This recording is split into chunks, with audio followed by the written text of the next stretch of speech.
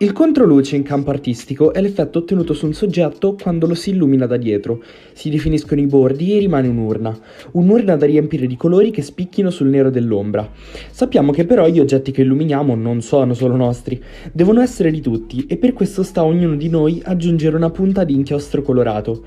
Per cui ci siamo chiesti come potrebbe essere possibile realizzare il controluce in contesti reali. Abbastanza fermi certi valori, dopodiché sui singoli fatti, sulle singole situazioni mi piace confrontarmi e se mi faccio un'opinione su una determinata situazione, una determinata scelta da fare, poi altri mi fanno ragionare, mi mettono appunto in evidenza i loro punti di vista, anche motivati, perché poi magari non so se capita più avanti, secondo me fare politica e amministrare e anche studiare e approfondire, e allora magari se mi sono fatto un'idea che non è basata probabilmente da un approfondimento corretto, altri se sono più preparati di me mi fanno comprendere che la scelta non è quella giusta, io sono assolutamente pronto a rivedere le mie decisioni. Credo che i giovani si avvicinino alla politica e comunque alle istituzioni, se le istituzioni sanno dare qualcosa ai giovani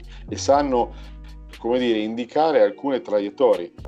C'è una novità, ho presentato io una proposta di legge che è stata approvata lo scorso anno e il coronavirus ci ha impedito in questo momento di dargli attuazione, e cioè l'istituzione del Parlamento dei giovani. Ecco, per la prima volta si costituirà questo Parlamento, spero appena finisce il divieto di assembramento, di poter riunire la prima seduta di questo Parlamento composto da 30 giovani, ma non è un modo così, facciamo venire, facciamo una chiacchierata, no, io presiederò solo la prima seduta e poi dopo loro si vedranno nell'aula consigliare, nomineranno il loro presidente e faranno vere e proprie proposte di legge su temi evidentemente attinenti alle giovani, alle politiche giovanili, a tutto quello che ruota intorno al mondo dei giovani. Proposte di legge che poi ci trasmetteranno e noi, come a chi verrà dopo di noi, i prossimi consigli regionali, le valuteranno e nel caso le discuteranno e approveranno in aula. Quindi un fatto importante di coinvolgimento dei ragazzi. E ovviamente il corso di ingegneria di architettura mette a sistema questioni della forma, diciamo, quindi della qualità dell'architettura con le questioni dell'innovazione, innovazione soprattutto tecnologica. Per cui questa sinergia fra questioni innovative e questioni di qualità permette un controluce, perché le questioni sono analizzate contemporaneamente, hanno più cartine al tornasole, non so come dire, e non sono univoche. Ecco, tutte le nostre questioni hanno sempre questo spettro largo di indagine. E questo fa sì che le cose si guardano proprio da più punti di vista. È esattamente quello che noi facciamo quotidianamente con i nostri ragazzi, proviamo proprio a fargli vedere le varie dimensioni delle cose, proprio il controluce delle cose. Se ci pensate bene, noi quando guardiamo un'architettura, quando guardiamo uno spazio pubblico, ma quando guardiamo un edificio, dietro quell'edificio, quindi in controluce rispetto a quell'edificio, ci sono tantissime questioni. C'è una questione di carattere tecnico, ma ci sono anche questioni di carattere sociale. Noi ci dimentichiamo che gli spazi e gli edifici che costruiamo sono destinati a delle persone, hanno delle funzioni ben precise, e oltre alle funzioni ben precise sono luoghi dove bisogna stare bene, dove è importante stare bene. A noi capita perché il modo con cui noi insegniamo, il modo con cui noi lavoriamo è proprio quello diciamo di mettere le mani in campo, le mani in pasta. Una delle attività che funzionano meglio sono i viaggi di studio, abbiamo l'anno scorso varato una nuova iniziativa che si chiama Lavori in Corso, ed è molto bella perché portiamo i ragazzi a fare lezione fuori dall'aula. Non facciamo lezioni in aula, ma la facciamo magari in qualche cantiere, nel suo farsi, cioè mentre il cantiere è ancora aperto, mentre il cantiere è in corso, e la lezione magari la facciamo fare dal protagonista, cioè dal progettista. Questo consente proprio la trasparenza che dite voi, il controluce che dite voi, perché mentre stiamo nel cantiere il progettista ci racconta le sue idee, ma queste idee non sono compiute, è come se vedessimo il controluce di quelle idee. Ci siamo chiesti poi come un politico e un architetto possano cercare di accontentare tutti in egual modo, assecondando i loro bisogni, trovando quindi un giusto compromesso tra tutte le opinioni divergenti. Io, vedete, c'ho un ruolo particolare perché sono presidente del Consiglio regionale e come presidente del Consiglio regionale faccio un po' da arbitro, ok? E quindi devo avere, almeno quando presiedo il Consiglio, un ruolo di super partes, al di là di quello che penso io e lo esprimo attraverso il voto. Poi devo gestire un'aula consiliare che è di 31 consiglieri regionali, 30 più il presidente della giunta, e quindi è evidente che lì, come dicevi all'inizio, per me che è successo di scontentare qualcuno, è difficile trovare il punto di compromesso. È oggettivamente non semplice, soprattutto in determinate situazioni, perché quando devi gestire l'aula, magari in una situazione anche in cui c'è tensione, mettere d'accordo tutti è oggettivamente a volte complicato, però io credo che la democrazia è fatta di confronto e allora quando anche, siccome siamo tutti eletti dai cittadini, io credo che vadano garantite le prerogative di tutti. Okay? Questo si fonda qui il concetto di democrazia, che tutti quelli che sono eletti possono esprimere correttamente le loro opinioni. Io credo che sia oggettivamente complicato dare risposte a tutti che stiano bene a tutti, va bene? È oggettivamente complicato. Questo è il lavoro che deve svolgere un amministratore, che deve ovviamente amministrare per il bene comune e dare risposte a tutti i cittadini che rappresenta. Credo però che in questo caso ci siano delle priorità. Le priorità vanno date, a mio parere, a coloro che sono più fragili, a coloro che sono maggiormente in difficoltà. Sicuramente andrebbero immaginati sempre di più luoghi di questo tipo, no?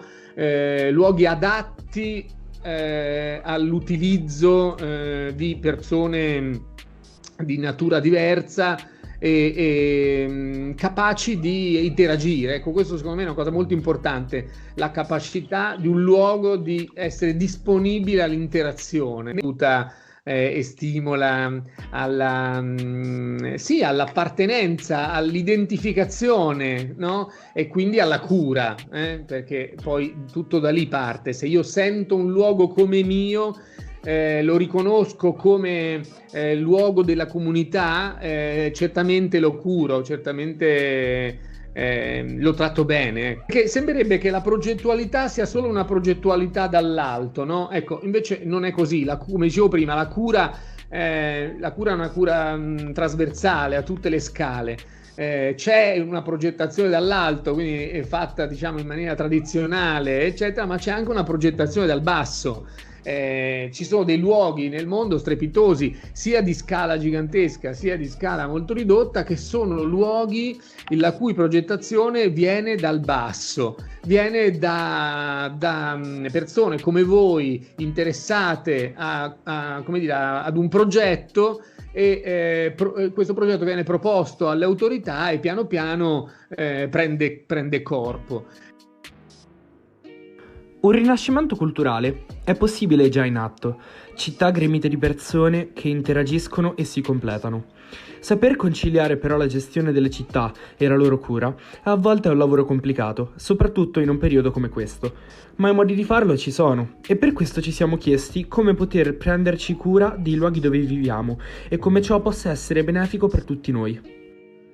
Scelte corrette della politica, se questo che intendi, scelte giuste della politica, è evidente che si ripercuotono necessariamente sulla comunità e poi la comunità, se la politica fa le scelte giuste, aumenta il livello di fiducia nelle istituzioni e nella politica, questo è sicuro. È evidente che poi il cosiddetto benessere della comunità o malessere, in questo caso della comunità, si trasforma poi in malessere nei confronti delle istituzioni e poi le ripercussioni si vedono al momento del voto. Dopodiché è evidente che anche l'impostazione urbanistica della città ha dei risvolti importanti sulla socialità e su come la comunità vive la sua socialità, sui rapporti umani, sui momenti culturali, momenti di spettacolo, momenti di ritrovo. E è evidente che il tema ambientale si lega all'aspetto sociale e urbanistico. Laddove c'è giustizia sociale e giustizia ambientale insieme, allora la comunità può riscoprire una vita sicuramente migliore e il benessere di cui parlavamo prima. Però questi due aspetti devono andare strettamente collegati e in questa conversazione mi sembra giusto legarla all'aspetto urbanistico che fa parte a tutto campo di un benessere complessivo del cittadino. L'obiettivo primario, cioè cercare di far capire ai nostri studenti che il loro lavoro, quindi quello di progettisti dello spazio, progettisti del bene comune, è finalizzato alla qualità della vita, assolutamente, ne sono convinto, ma credo che anche voi nella vostra piccola esperienza, quando vi trovate di fronte a un bel edificio, a un bello spazio, non potete che non gioire di quella cosa. La cura dello spazio pubblico, l'architettura lavora sulle emozioni, lavora sul stimolare le emozioni e certamente se un luogo è un luogo di qualità, certamente anche la persona più arida che ci possono essere sicuramente sarà capace di capire che si trova in uno spazio curato, che si trova in uno spazio che è capace di dare emozioni. E questo è molto importante. Io amo molto questo lavoro, cerco di comunicare ai ragazzi proprio questo, la dimensione etica del loro lavoro. Mettere in primo piano proprio questo, la qualità dello spazio, la bellezza dello spazio, perché lavorano proprio sulle corde dell'empatia. Ecco, il lavoro è un lavoro che ha a che fare con l'empatia. Vi stiamo chiedendo di prendervi cura di noi in un modo quasi materno. Prendersi cura di un qualcosa o di un qualcuno non è affatto semplice. È necessaria innanzitutto un'approfondita conoscenza della materia e poi la capacità di entrare all'interno di questa e di porla sotto la giusta luce. Un architetto e un politico hanno il dovere e sentono la necessità di prendersi cura di ciò che più li rappresenta, la città. L'architetto si cura delle sue fondamenta, della sua struttura, della sua spina dorsale. Il politico invece cura che la città la costruisce, la società, e cura ogni singolo cittadino in un modo unico. Unire questo tema del controluce con la dimensione della cura. La cura è una cosa, è una parola chiave importantissima. Credo che la cura sia davvero la parola chiave con cui noi dobbiamo costruire.